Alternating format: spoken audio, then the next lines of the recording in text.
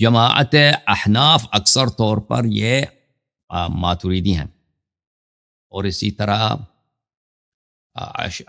شافعیہ بھی اکثر ماتریدی ہیں۔ مالکی سب کے سب کیا ہیں؟ اشعری ہیں۔ اشاعرہ اور ماتریدیہ میں اتنے فرق نہیں پائے جاتے۔ یہ ماتریدیہ یہ سب مقلد ہیں اشاعرہ کے اکثر مسائل میں، عقائد میں۔ احناف میں ایسے پائے جاتے ہیں جو اشعری ماتریدی نہیں ہیں، بلکہ ان کے رجحان، ان کا میل وہابیت کی طرف ہے، بلکہ پچھلے 40 50 70 سالوں میں یہ رجحان بہت بڑھ گیا ہے۔ لیکن اکثریت جو ابو حنیفہ کے پیروکار ہیں یہ ماتریدی ہیں۔ ان کے عقائد بڑے عجیب ہیں، ان کے عقائد بڑے اتنے عجیب، میں عجیب لفظ کہتا ہوں تاکہ کسی کی دل آزاری نہ ہو، وإلا ان کے عقائد اگر بتاؤں وہ اصلی الفاظ کچھ زیادہ شدید ہیں، وہ ان کے لیے مناسب ہیں کہ یہ اپنے عقائد کو اپنے عوام کو بتا بھی نہیں سکتے، اتنے عقائد ان کے نیچے ہیں۔ اس کی وجہ کیا ہے؟ اس کی وجہ یہ ہے کہ انہوں نے اہل بیت علیہ السلام کو کے مذہب سے ہاتھ چھوڑ دیا ہے۔ یعنی رسول صلی اللہ علیہ وآلہ وسلم کے بعد خلفاء نے عالم اسلام کی قیادت ہاتھ میں لی ہے، انہوں نے جو مرضی توحید، جو مرضی عقائد، جو مرضی حلال و حرام میں ان کے ذہن میں جو بھی آیا انہوں نے پھیلا دی، اور بعد میں جتنے زیادہ خلفاء آ گئے اور ان کے گورنرز آ گئے، اور اسی طرح ان کے دربار میں جو مولوی حضرات تھے ان کے پاس جو افکار تھے وہ لوگوں میں پھیل گئے، مختلف قسم کے عقائد۔ تو جب ہم تیسری صدی تک پہنچ جاتے ہیں تو اس زمانے میں عالم اسلام میں مختلف عقائد پائے جاتے تھے۔ ایک اسکول تھا جو محدثین کا تھا، جماعت عمریہ کے محدثین کا۔ یہ ان کے عقیدے کے متعلق تو میں نے آپ کو بتایا پچھلے توحید میں، تجسیم کے متعلق ان کا اللہ جو ہے چکنا لڑکا ہے، آسمان میں موٹا ہے، کرسی پہ بیٹھتا ہے تو کرسی کی چیخ نکل آتی ہے، اور ہمیشہ دوڑ رہا ہوتا ہے، کئی ہاتھیں ہیں اس کے، کئی پیر ہیں، کئی ایک پیر ہے، کئی ہاتھیں ہیں اور کئی آنکھیں ہیں۔ تو یہ ان کا عقیدہ ہے کہ ان کا عقیدہ ہے محدثین کا، اور یہ آج بھی ہے، سلفیوں کا یہ عقیدہ ہے۔ دوسروں پہ یہ ہمیشہ تکفیر کا ٹپا لگاتے ہیں کہ مشرک ہیں، یہ مشرک ہیں، یہ مشرک ہیں۔ شیعوں کو کہتے ہیں مشرک ہے، صرف شیعوں کو نہیں کہتے ہیں، شیعوں سے زیادہ کن کو کہتے ہیں؟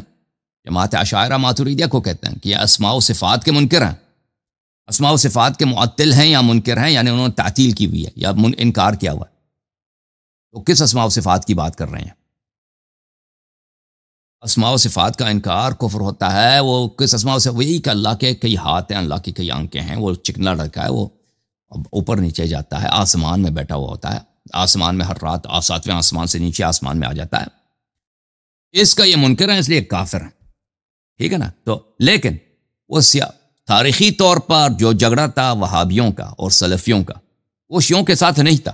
تاریخی طور پر انقلاب ایران سے پہلے ان کا اشاعرہ اور ماتریدیہ کے ساتھ تھا۔ یعنی ابن تیمیہ نے بہت ساری کتابیں لکھی ہیں عقائد پر، وہ شیعوں کے رد میں صرف اس نے ایک کتاب لکھی ہے، باقی اس نے سینکڑوں کتابیں لکھی ہیں کس کے رد پر؟ اشاعرہ اور ماتریدیہ کے رد پر۔ اصل ان کا جھگڑا جو ہوتا ہے اشاعرہ سے تھا، یہ اسماء و صفات کے منکر ہیں۔ اچھا، جو احادیث ان کے پاس ہیں ان میں جو اللہ تعالیٰ کی تصویر کی کشی کی گئی ہے، نستجیر باللہ، یہ نہیں مانتے اس کو، اشاعرہ نہیں مانتے، ماتریدیہ نہیں مانتے ان باتوں کے، یا تو سرعی سے رد کرتے ہیں کہ یہ ہمارے محدثین بیوقوف ہیں، احمق ہیں، انہوں نے جھوٹی باتیں بنائی ہیں، یا تو اس کی تعویل کریں گے، ٹھیک ہے نا؟ تو وہ کہتے ہیں کہ تم نے سنت کا انکار کیا، تم کافر ہو گئے۔ وہ سنت کیسی سنت؟ اللہ کے اسماء و صفات سے متعلق حدیث نبی صلی اللہ علیہ وآلہ وسلم کا تم نے انکار کیا، تم نے کافر ہو گیا۔ تو تاریخی طور پر ان کا نزاع شیعوں کے ساتھ اتنا نہیں تھا، شیعوں سے ان کا کام نہیں تھا۔ کن سے کام تھا؟ جماعت اشاعرہ اور ماتریدیہ سے۔ اگر استغاثہ کے مسئلے پر بھی دیکھیں تاریخی طور پر تو یہ اشاعرہ ماتریدیہ سب استغاثہ کے قائل ہیں، ٹھیک ہے نا؟ یا علی مدد کے قائل ہیں، یا رسول اللہ کے قائل ہیں صلی اللہ علیہ وآلہ۔ تو ان کے بھی تکفیر کرتے تھے، لیکن اصل جو تھا ان کا یہ نہیں تھا کہ استغاثہ، اصل مسئلہ تھا اسماء و صفات پر۔ اسماء و صفات سے کیا مراد لیتے ہیں؟ وہی تجسیم۔ اچھا، لیکن انقلاب ایران کے بعد کیا ہوا کہ ان کے لیڈروں نے وہ اپنا رخ بدل دیا ایران کی وجہ سے۔ اس کی وجہ سے مذہبی نہیں، اس کی وجہ سیاسی ہے، کیونکہ وہ سمجھتے تھے کہ ایران جو ہے، ایرانی انقلاب ایک موج ہے، ایک ویو ہے، یہ ہمیں لے ڈبو دے گا، پورے عالم اسلام کو اپنے قبضے میں لے لے گا۔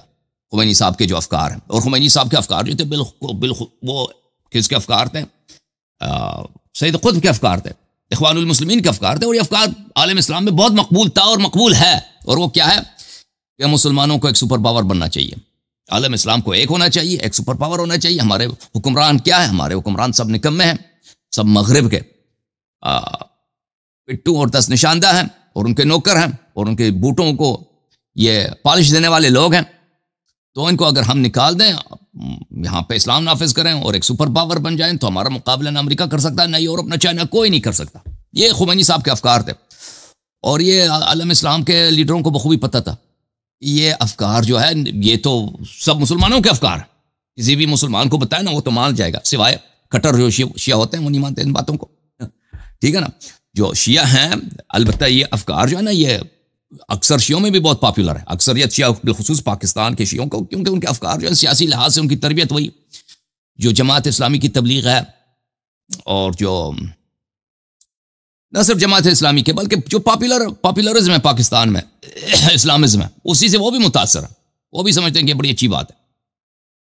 لیکن یہ سراسر دیکھیں، جو بھی اسلام آپ لے کے آئے نا اہل بیت علیہ السلام کے بغیر، وہ شیطنت ہے، وہ کیا ہے؟ امام معصوم علیہ السلام کے بغیر اس کا لیڈرشپ اگر امام معصوم علیہ السلام کے ہاتھ میں نہ ہو، وہ کیا ہے؟ وہ شیطنت ہے۔ وہ آپ کو شیطان ایک دوسرے طریقے سے آپ کو اسلام کے نام پہ اب وہ آپ پہ ظلم کرے گا، آپ کو بے دین کر دے گا۔ لیکن یہ اکثر لوگ نہیں سمجھتے، لیکن یہ شیعہ بھی نہیں سمجھتے، شیعہ مولوی تو اس بات کو سمجھتے ہی نہیں ہیں، تو لیکن ابھی وہ بحث نہیں ہے۔ تو اس وجہ سے یہ ایرانی انقلاب کے بعد سیاسی مصلحت یہ تھی کہ شیعوں کی تکفیر کیا جائے، اور شیعوں کی تکفیر سب سے پہلے وہ یہ مسئلہ استغاثہ پر، ٹھیک ہے نا۔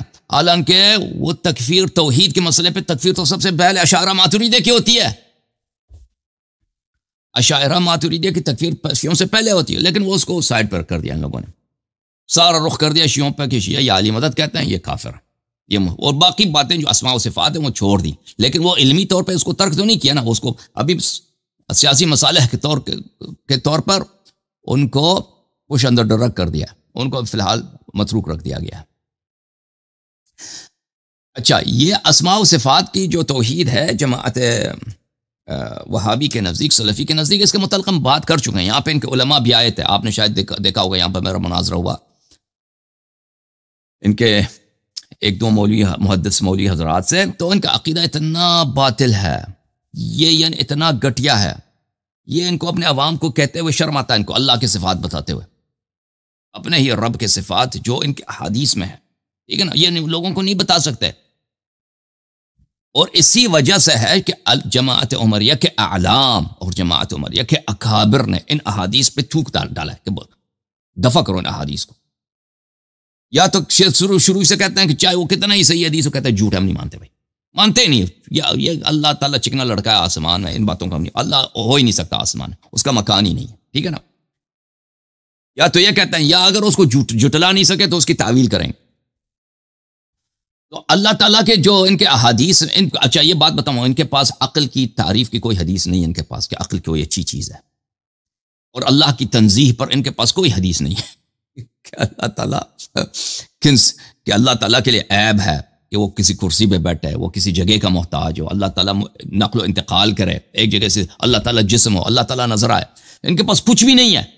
توحید کے مسئلے پر ان کے پاس احادیث وہی ہے جو چکنے لڑکے والے جیسا، آسمان میں موٹا ہے، اس کے ہاتھ ہے، ہنستا ہے، دانت نکال کے ہنستا ہے، ٹھیک ہے نا، پیر اپنا جہنم میں ڈال دیتا ہے، یہ اس طرح کی احادیث ہے جس کو اغلبیت جماعت عمریہ کے اکابر اور اعلام اور ان کی اکثریت اشاعرہ ماتریدیہ، 80% ان کے اشاعرہ ماتریدیہ، 90% ہیں، نہیں مانتے ان کو، کہتے ہیں جہنم میں ڈال دو، یہ سب جھوٹ ہے۔ صوفی بھی اس حضرات بھی اس کو نہیں مانتے، صوفیہ میں جو صاحب مطالعہ لوگ ہیں۔ اچھا، تو اس کے متعلق ہم بات کر چکے ہیں، جب یہ ان کے اس زمانے میں یعنی دوسری تیسری صدی ہجری میں، اس زمانے میں یہ جو محدثین کا جو نقطہ نظر تھا یہ بہت ہی متروک تھا، لوگ ان کی طرف تھوکتے تھے کہ یہ مجسمہ ہیں، یہ باطل ہیں اور یہ بیوقوف ہیں، اس طرح کی احادیث انہوں نے نقل کی ہے، رسول اللہ صلی اللہ علیہ وسلم سے نسبت دی، تو کوئی عقائد کو نہیں مانتا تھا۔ تو اس کے مقابلے میں ان کے مقابلے میں جو مشہور معروف مذہب تھا اس زمانے میں معتزلہ کا تھا، جو عقلی دلائل پہ مشتمل تھا، اور یہ احادیث کو بالکل نہیں مانتے تھے وہ. اور معتزلہ کا ماخذ کیا ہے؟ وہ اہل بیت علیہ السلام سے انہوں نے اپنا عقیدہ لیا ہے. ان کا عقیدہ توحید میں بہت ہی مشابہ ہے شیعوں کا، کیونکہ انہوں نے محمد حنفیہ سے اپنا عقیدہ لیا ہوا ہے. اور اس کے مقابلے میں چھوٹے موٹے اسکول ہوتے تھے، جیسے جہمیہ حضرات ہیں، اس طرح کے کہ جبر کے قائل تھے، یا ایسے اسماء و صفات میں ان سے اختلاف رکھتے تھے. اچھا، زمانہ آیا ابو الحسن اشعری کا. ابو الحسن اشعری کی وفات ہے سنت 324، اور ابو الحسن ماتریدی کی وفات ہے سنت 330-32، اس طرح ان کی وفات ہے. تو ان لوگوں نے دیکھا کہ ہم پہ تانا لگتا ہے، ہم کہلاتے تو اہل سنت ہیں، لیکن سنت کو تو مانتے ہی نہیں عقائد میں. ٹھیک ہے نا، ہم کیا کریں بھائی؟ یہ بات کہ ہم سنت کو نہ مانیں عقائد میں، اور سب ہمارا عقیدہ ہے اہل اعتزال کا اور شیعوں کا کہ بھائی اللہ تعالیٰ جسم نہیں ہے، اللہ تعالیٰ آسمان نہیں ہے، نہ اس کو کبھی نظر ہی نہیں آ سکتا، اللہ تعالیٰ کا نہ کون ہے نہ مکان، اللہ تعالیٰ کا کون تو ہے، مکان نہیں ہے، اللہ تعالیٰ ہمارے افعال کا خالق نہیں ہے، وہ وغیرہ وغیرہ وغیرہ. لیکن یہ احادیث اور بھلے قرآن کی آیات کے ظواہر سے یہ تو ٹکراتی ہیں. تو انہوں نے کیا کیا؟ انہوں نے کوشش کی کہ ان دونوں کے درمیان، عقل اور نقل کے درمیان کیا کریں؟ ایک مصالحت کرا دیں، عقلی نقطۂ نظر سے ان کے عقائد کی توجیح کیا جائے جماعت عمریہ کی، اور احادیث کا ہم اس طرح نہ ٹکرائیں بھائی کہ حدیث کو ہم ٹھوکر لگا کے ٹکرا دیں بھائی کہ وہ بھی رسول صلی اللہ علیہ وسلم کا قول ہے، کوئی کوشش کریں. تو انہوں نے کیا کیا؟ انہوں نے میرے محترم ناظرین یہ اشعریہ کا اسکول، اشعریہ کا مذہب قیام پایا. اور کیونکہ ابو الحسن اشعری یہ لوگ بغداد میں رہتے تھے، تو بغداد اس زمانے میں مختلف دارالخلافت تھا عالم اسلام کا، بلکہ پوری دنیا کا کلچرل کیپٹل تھا. تو وہاں پہ سینٹر آف ایجوکیشن تھا، وہاں پہ مختلف رائے کے لوگ ہوتے تھے، مختلف افکار کے لوگ ہوتے تھے. تو مناظرات کی وجہ سے اس زمانے میں ان کے عقائد میں کافی کیا آئی، ان کے پاس دلائل کافی ان کو بنانا پڑا، ادھر ادھر سے دلائل، اور اپنے عقائد کے دفاع کے لیے بہت ساری باتیں ان کی کتابیں کی تعداد بڑھ گئی، ان کے کتابوں کے حجم بڑھ گئے، ان کے پاس مختلف استدلالات آ گئے، وہ صحیح یا غلط اپنی جگہ پہ آ گئے. ابو الحسن ماتریدی، ابو منصور ماتریدی کہاں پہ رہتا تھا؟ بخارا سمرقند میں رہتا تھا. ادھر وہاں پہ تو کچھ نہیں تھا، علم کا نہ مرکز تھا، کچھ بھی نہیں تھا وہاں پر. تو اس کے مقابلے میں ماتریدیہ کے پاس، کیونکہ وہاں پہ مناظرات وغیرہ نہیں ہوتے تھے، مختلف اسکولز نہیں ہوتے تھے، تو وہاں ان کے پاس یہ دلائل نہیں آئے. ٹھیک ہے نا، کیونکہ ان کا انٹریکشن نہیں ہوا دوسروں کے ساتھ. تو انہوں نے کیا کیا؟ انہوں نے ریلائی کیا، انہوں نے اعتماد کیا اشاعرہ پر. کیونکہ عقائد ویسے بھی پہلے سے ایک ملتے جلتے ہیں، تو انہوں نے اپنے دلائل سارے کن سے لے لیا؟ عقائد کن سے لے لیا؟ اشاعرہ سے لے، سوائے کچھ موضوعات پر. اسماء و صفات میں محترم ناظرین اشاعرہ اور ماتریدیہ کے عقائد بڑے عجیب ہیں، اور یہ ان کے عقائد اگر کھول کے دیکھیں تو کوئی عاقل شخص اس مذہب کا، میں ابھی آپ کو بیان کروں گا انشاءاللہ اس لیکچر میں، اور اگر اللہ نے توفیق دے اگلے لیکچروں میں. جیسے مذہب سلفیہ ہے، جیسے ابن تیمیہ کا مذہب ہے، وہ چکنے لڑکا والا، آسمان میں ان کا رب چکنا لڑکا ہے، وہ تو کوئی مسلمان مان ہی نہیں سکتا، کیونکہ وہ وہی ہندو والی خدا ہے نا، وہ عقل کے خلاف ہے، وہ تو رب ہو ہی نہیں سکتا. کوئی انسان عاقل 2 منٹ کے لیے سوچے تو وہ صحیح نہیں ہو سکتا، وہ اس کا بتلان واضح ہو جاتا ہے. جماعت وہابیہ کا جو عقیدہ ہے، جو آپ کے مستری انجینئر مرزا صاحب کا عقیدہ توحید میں، وہ تو 2 منٹ میں سب کے لیے واضح ہے، اور کبھی اپنے عقیدے کا دفاع نہیں کر سکتے. ان کا دفاع یہی ہے کہ چھپاؤ بھائی، اپنا عقیدہ چھپاؤ، لوگوں کو بیان نہ کرو، صرف دوسروں کی تکفیر کرو، لیکن جب ان سے عقیدہ مانگو کہ تمہارا عقیدہ کیا ہے، خاموش، کچھ نہ بول. یہ ان کا عقیدہ جماعت ہے مستری مرزا وہابی ٹولے کا. جیسا ان کا عقیدہ باطل ہے، اسی طرح اشاعرہ اور ماتریدیہ کا عقائد اللہ تعالیٰ کے متعلق بہت ہی باطل ہے، بہت ہی غلط ہے. تو انہوں نے کیا کیا میرے محترم؟ انہوں نے کوشش کی کہ عقل اور نقل کے درمیان یہ ایک طرح کی مصالحت کو پیدا کریں. تو عقل کا بھی بیڑا غرق کر دیا انہوں نے، نقل کا بھی اسی کوشش میں، دونوں کو انہوں نے تباہ کر دی.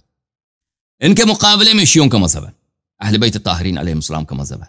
اس مذہب میں عقل کی بہت تعریف کی گئی ہے، اور اس مذہب میں اللہ تعالیٰ کے صفات، اللہ تعالیٰ کا وجود، اللہ تعالیٰ کی وحدانیت کا بیان اس انداز سے کیا گیا ہے کہ اس میں اور عقلی دلائل دی گئی ہیں. عقل اور نقل میں نہ صرف تعارض نہیں ہے بلکہ ہم نے عقلی دلائل بھی اہل بیت علیہ السلام سے سیکھے ہیں. ہمارے پاس جو عقلی دلائل ہیں وہ اہل بیت ابرار ائمہ طاہرین علیہ السلام کے. البتہ میں اپنی بات کر رہا ہوں, ٹھیک ہے نا, میں شیعہ علماء کی بات نہیں کر رہا ہوں. شیعہ علماء اس طرح نہیں ہے. شیعہ علماء اپنے عقائد اہل بیت علیہ السلام سے نہیں لیتے, یہ آپ کو پتہ ہونا چاہیے. آپ کو شیعہ عوام کو فخر نہ کریں اپنے علماء پر. آپ کے علماء مذہب کی شرمندگی کے باعث ہیں, یہ اپنے عقائد یونانیوں سے لیتے ہیں. شیعہ علماء یہ اکثریت ان کے عقائد یونانیوں سے ہے, توحید میں, اللہ کی معرفت میں. ان کے عقائد کفریہ ہیں.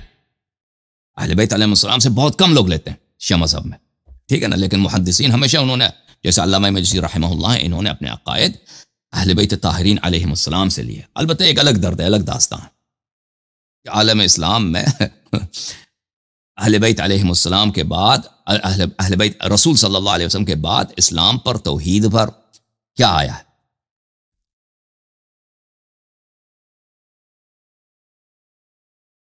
اچھا,